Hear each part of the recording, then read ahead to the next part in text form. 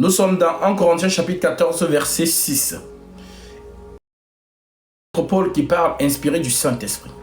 L'apôtre Paul déclare: et maintenant, frères, de quelle utilité vous serais-je si je venais à vous parlant en langue, et si je ne vous parlais pas par révélation 1, par connaissance 2, par prophétie 3 et par doctrine 4. Donc le véritable ministère de la parole parle dans ces 4 dimensions-là. Voilà pourquoi toi tu peux lire la Bible à la maison. Tu vas lire mais tu ne vas rien comprendre. Parce que chaque écriture a 4 portées. Elle est d'ordre de la saine doctrine. La doctrine, c'est ce qui est palpable. Quand on dit l'eau, ce n'est pas l'eau spirituelle, c'est l'eau comme ça. Quand on dit terre, ce n'est pas une terre spirituelle, c'est la terre ferme. C'est ça qu'on appelle la doctrine. Donc, c'est qui on peut toucher. Maintenant, une écriture a l'aspect de la doctrine. La même écriture a l'aspect de la révélation. La même écriture a l'aspect de la connaissance. Et la même écriture a l'aspect de la prophétie. Et toute parole de Christ est prophétique. Donc, si tu n'as pas un véritable enseignant dans ton chemin, tu croiras au Jésus populaire dans le monde là, que tout le monde connaît là.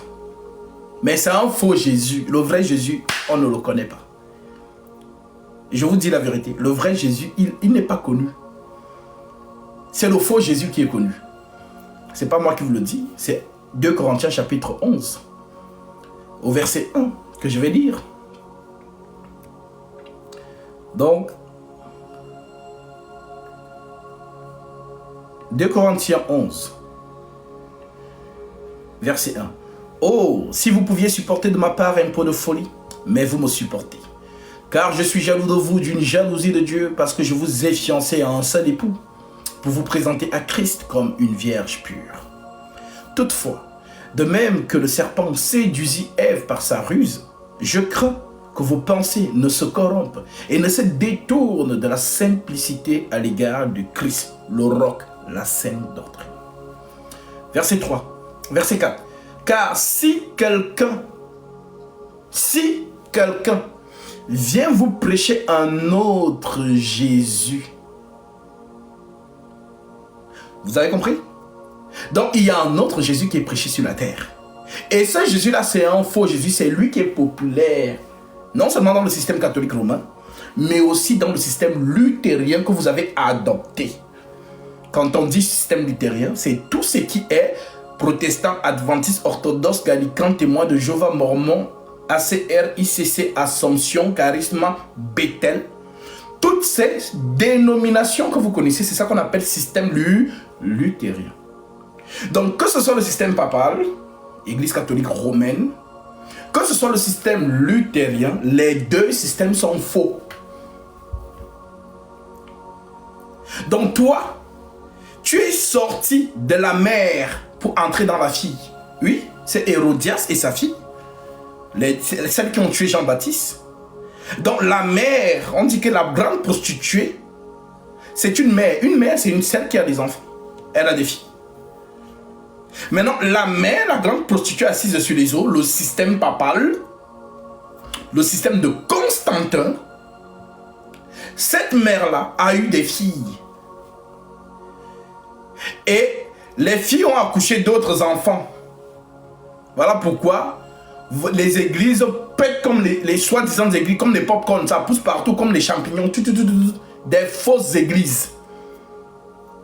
Donc que ce soit le système papal et le système luthérien, c'est la même bête, c'est la même chose. Maintenant, toi, tu es sorti de ce système pour entrer dans l'autre système qu'on appelle le système des églises réveillées ou encore église charismatique. Donc, on te dit donc ici, c'est pas moi, c'est l'écriture. Toutefois, de même que le serpent séduisit Ève par sa ruse, je crains que vos pensées ne se corrompent et ne se détournent de la simplicité à l'égard de Christ. Maintenant, c'est quoi la simplicité à l'égard de Christ?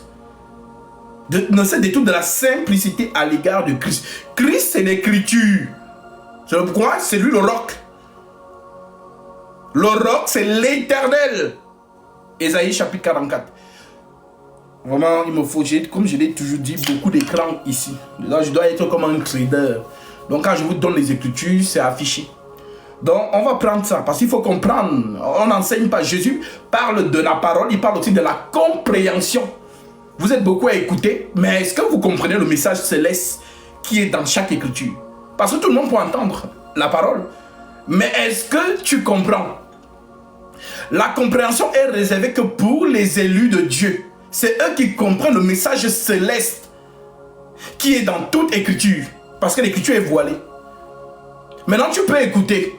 Mais est-ce que tu comprends? Non. Ceux qui comprennent, ce sont ceux que Jésus-Christ a choisis dès avant la fondation du monde. Voilà pourquoi il dit aux pharisiens, vous ne pouvez pas entendre ma parole. Vous ne pouvez pas la comprendre parce que vous n'êtes pas de mes brebis. Mes brebis entendent ma voix, elles me suivent. Je connais mes brebis et elles me connaissent. Elles entendent ma voix et elles me suivent. Maintenant, toi, tu es là, tu réfléchis que la voix, je vais entendre la voix de Dieu. Non, la voix, c'est la prédication.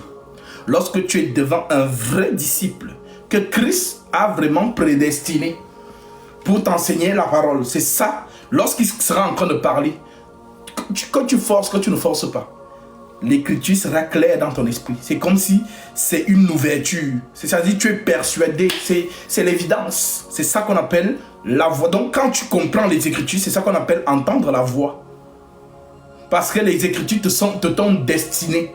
Elles sont fluides dans ton esprit. Pendant que les autres se disent, non, Jésus n'est pas Dieu, Jésus est un fils de Dieu. Toi, tu as la révélation dans ton esprit.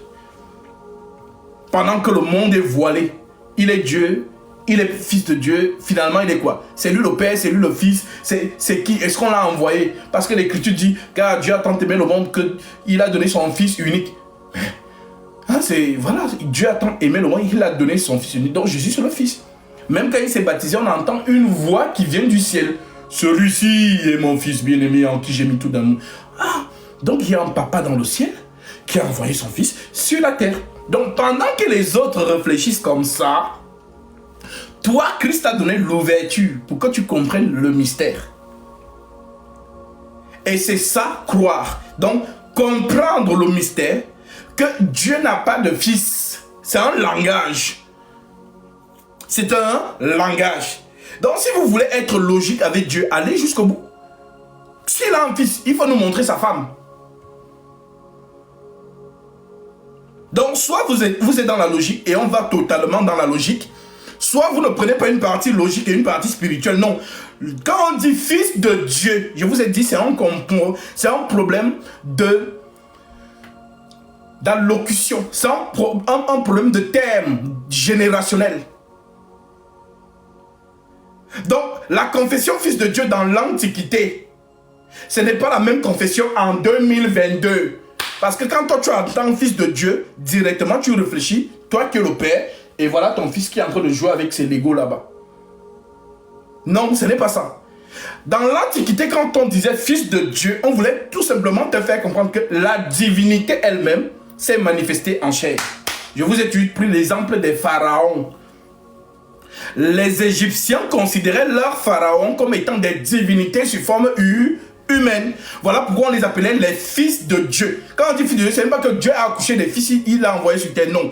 Ça veut dire seulement que Ré, qui est le soleil, Ré, est devenu un homme. Donc le soleil est devenu un homme. C'est ça qu'on appelle fils de Dieu. Ce n'est pas en termes qu'il est un papa qui a accouché son fils, il l'a envoyé sur la terre. Pareil pour les dieux, c'est ce que vous appelez mythologie grecque. Les dieux de l'Olympe, les Poséidon, les Zeus, les Aphrodite, toutes ces choses-là, ce sont des choses qui ont existé. Et une fois, un jour, on parlera de ça. Les Poséidon, là, les Zeus et ceci, cela. Il faut que vous sachiez que depuis que l'armée céleste, depuis qu'il y a eu guerre et il y a eu une rébellion, ceux qui se sont rebellés avec le chérubin protecteur aux ailes déployées, ceux qui se sont rebellés avec lui ont été jetés, précipités sur la terre, dans les abîmes. Maintenant, ces divinités déchues, ce sont eux qui se réclament d'être des dieux. Ils se réclament d'être des dieux. Voilà pourquoi ils viennent sous forme de divinité. Oh non, nous dans notre famille, notre totem c'est telle chose. Oui, c'est une divinité déchue qui est là, qui se réclame d'être un dieu.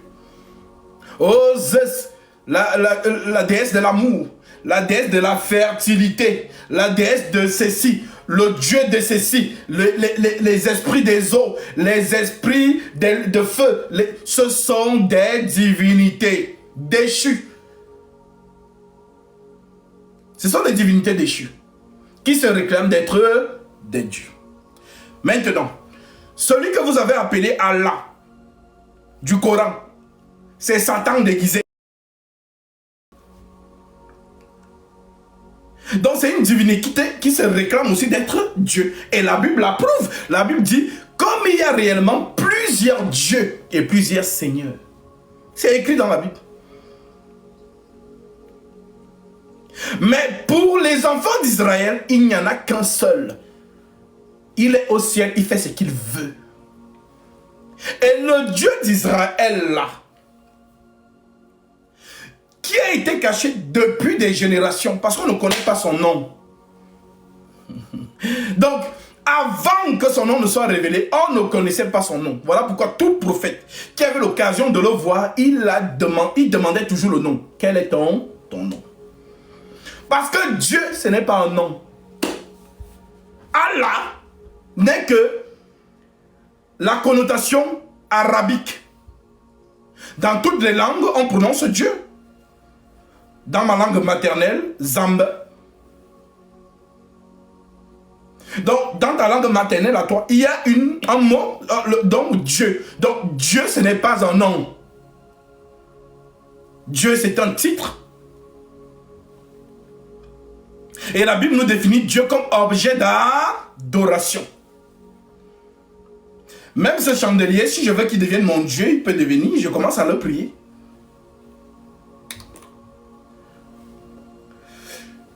Dans les peuples indigènes, l'île en Amazonie et les îles en Australie, les îles sauvages, que la modernisation n'est pas encore entrée là-bas. Vous avez entendu parler de ça. Donc, les hommes qui vivent là-bas, vous voyez sur des arbres des sculptures.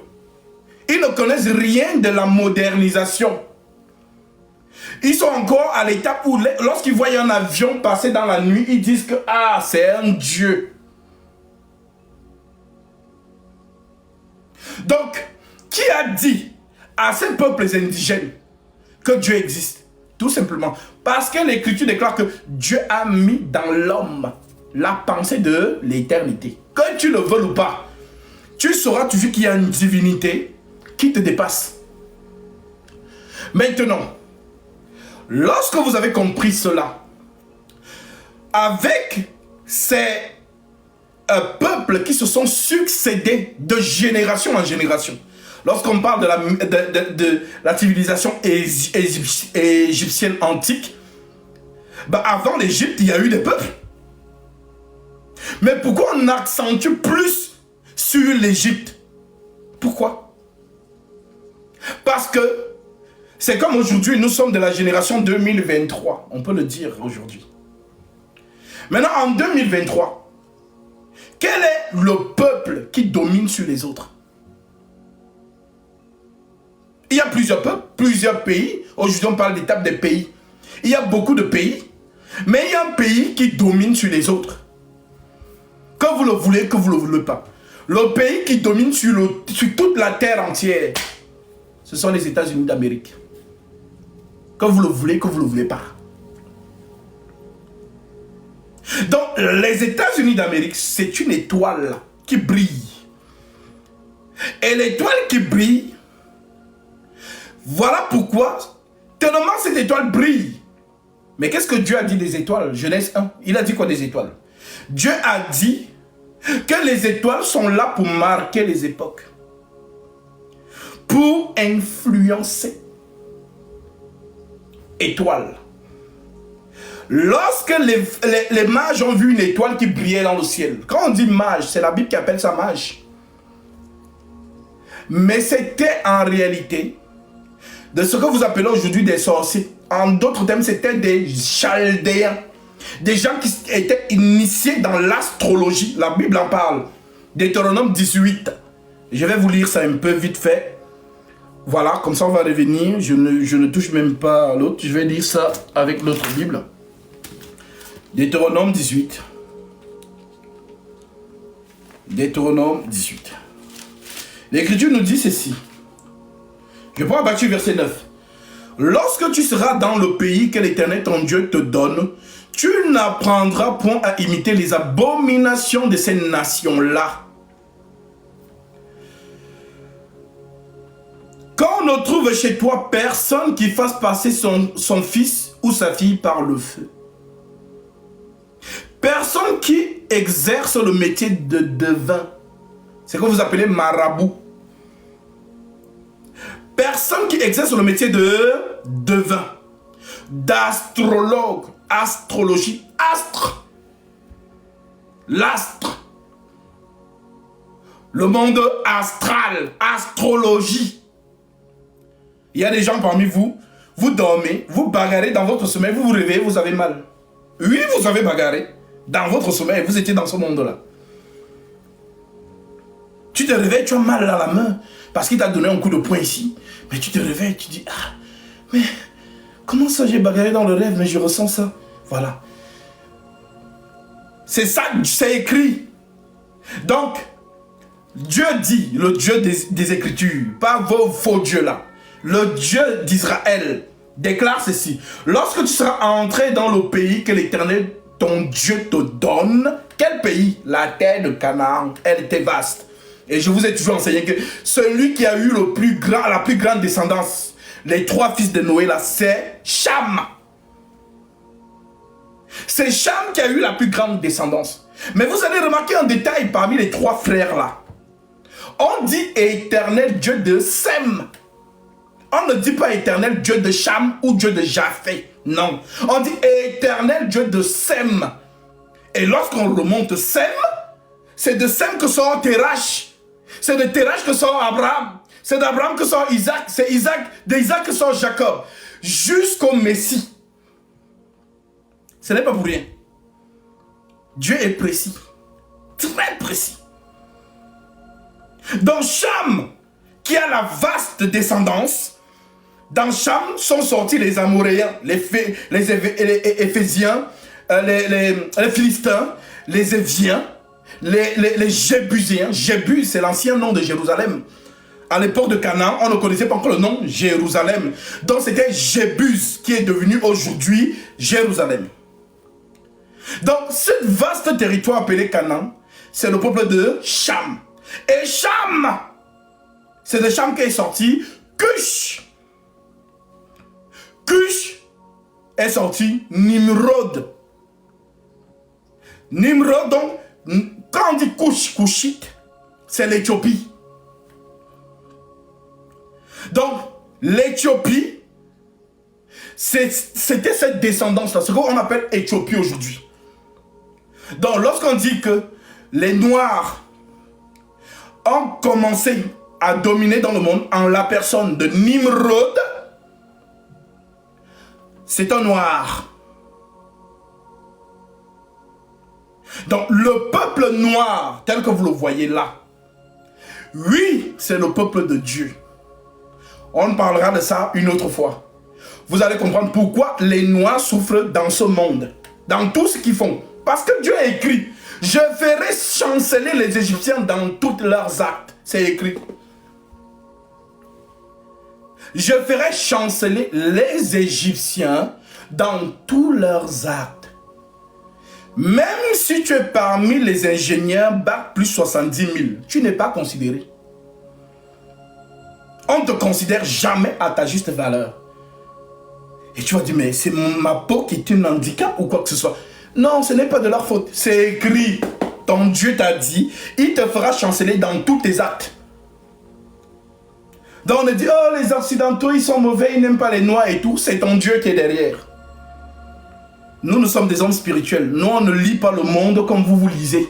Nous, on lit le monde par rapport à la parole du Christ. Quand il dit quelque chose, il dit que ma parole ne sort pas de ma bouche sans revenir à moi, sans avoir accompli ce pourquoi elle est sortie. Donc, si Dieu a dit, je ferai chanceler les Égyptiens dans tous leurs actes, il le fera. Et il le fait.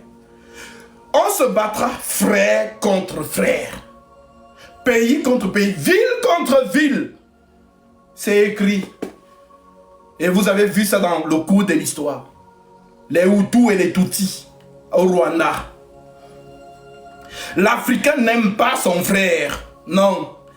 Lorsque ton frère veut faire quelque chose, l'Africain fait toujours tout pour casser son frère. Vous serez trop, comment dirais-je, trop hypocrite avec vous-même si vous ne confessez pas ça. Même au sein des familles africaines, lorsque un commence à montrer peut-être de la tête pour devenir quelque chose, on coupe la tête. Une métaphore pour dire que on te bloque. Tout ça, c'est l'écriture. Et viendra un temps où Dieu va lever cette malédiction. Parce que c'est lui qui l'a mis. Et tant qu'il n'a pas levé la main, vous allez continuer à dire, oh les Européens, oh les Américains ont fait ceci. Non, c'est parce que tu es un toto spirituel, tu ne comprends pas les mouvements prophétiques. Mais nous t'enseignons aujourd'hui que la main de Dieu est sur l'Afrique. C'est lui qui est en train de vous châtier de génération en génération. Continuez à pleurer, retournons à la spiritualité africaine. Ces choses-là, c'est donc pour ça que Dieu s'est retiré de son peuple. À cause de ça, de ce que je suis en train de lire là. Il dit, Deutéronome 18, verset 9. Lorsque tu seras entré dans le pays que l'Éternel, ton Dieu, te donne. Quel pays? Canaan. Tu n'apprendras point à imiter les abominations de ces nations-là. Quelle nation? Quelle nation? Ben, les nations qui vivaient dans ce vaste territoire qu'on appelait Canaan. Qu'on ne trouve chez toi personne qui fasse passer son fils ou sa fille par le feu, dans les sacrifices humains.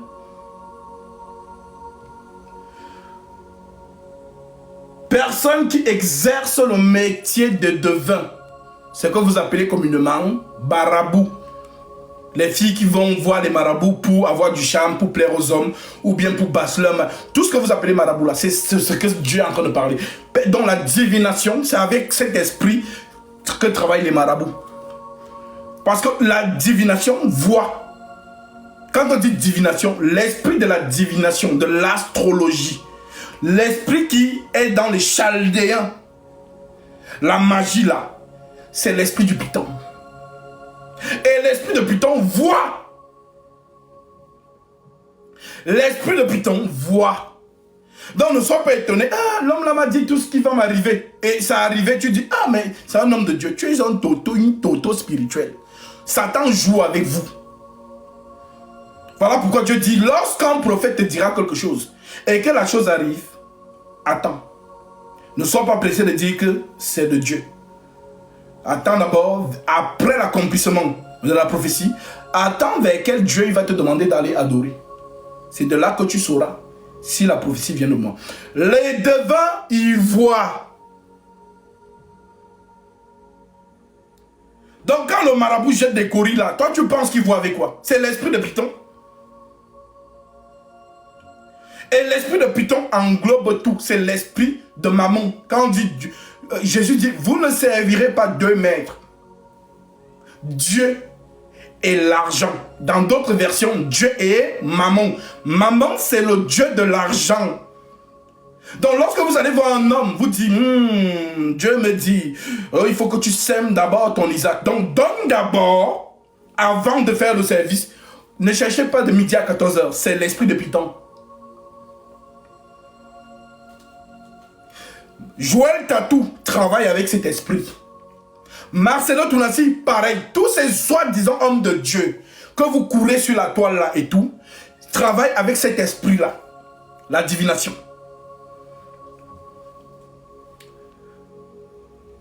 Quand on trouve personne qui fasse passer sa fille ou son fils par le feu, personne qui exerce le métier de devin, d'astrologue. L'astrologie, c'est lire les étoiles. Oui, parce que toi, tu ne maîtrises pas ces choses. Mais il y a des gens qui savent lire les signes des temps avec les étoiles. C'est une science ancienne. Donc, ce qu'on appelle les mages là, quand on dit mage, c'est quoi? Mage, c'est magicien. Donc, ces marabouts là, ces mages, ont vu une étoile qui surpassait les autres étoiles en éclat. Ils se sont dit, waouh, quelle est cette étoile qui dégage une telle puissance? Nous allons la suivre. Cette étoile, c'est l'étoile qui dépasse les autres étoiles. Alors nous allons suivre l'étoile là. Ils ont suivi l'étoile. Pour dire quoi? Parce que Genèse 1 vous dit que les étoiles ont été créées pour marquer les temps, les époques. Donc une étoile influence. Maintenant je vous ai dit que les États-Unis d'Amérique, c'est la main de Dieu sur la terre des hommes. C'est la main de Dieu. Ce sont les États-Unis qui régissent l'ordre dans le monde. Que tu le veuilles ou pas, c'est comme ça.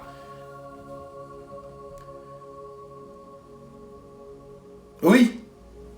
Maintenant, quand toi tu regardes les choses avec l'esprit intellectuel, la politique, on invite les intellectuels dans les plateaux de télévision. Oh, vraiment, les États-Unis d'Amérique. Ils ne comprennent pas. C'est nous qu'on doit inviter pour leur expliquer les choses prophétiquement. Parce que c'est la prophétie. Tout est une question de prophétie. C'est Dieu qui a annoncé ces choses dès avant la fondation du monde. Il le dit lui-même. Donc, l'astrologie, vous avez compris, c'est la faculté de lire les étoiles.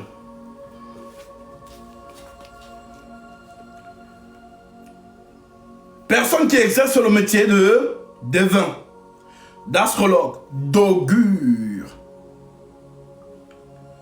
de magicien,